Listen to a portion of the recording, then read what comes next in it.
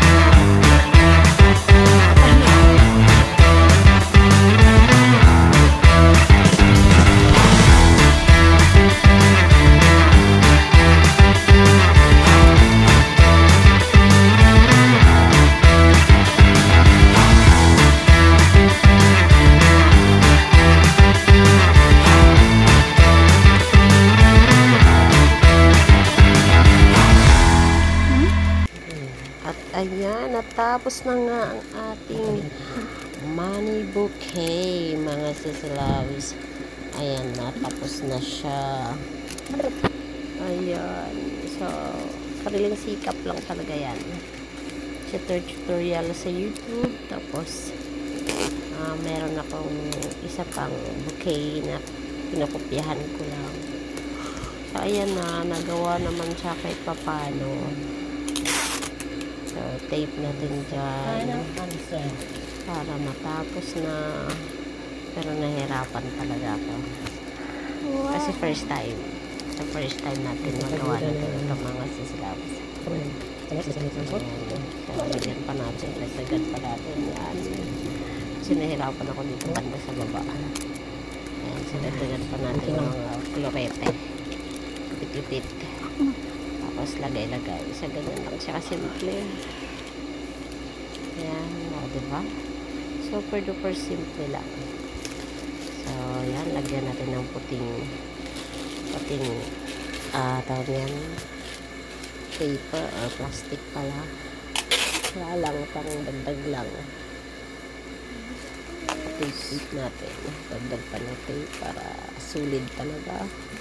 Na hindi kakalas. So, nahihirapan tayo dito banda. Ayan na nga. Tapos maglalagay na nga tayo ng tape pa. Dagdagan pa natin ng tape yarn para mas matibay. So, ngayon, ayan na nga. So, ngayon lagyan natin ng ribbon. So, hindi ako magaling sa ribbon. So, yan lang. Finished product. Tara!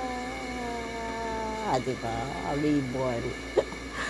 So, yan na nga ang ating pang-surprise sa graduate natin na pamangkin na si Risley Jane. Wow, perfect naman. Kahit pa paano. Ganda yun. So, yan na lang. Yan yung kinakopyahan ko ng bouquet. Chocolate bouquet. Pinagawa natin yun sa Pandayan. So, kinopya-kopya ko lang. Tapos, yan na. Bye-bye!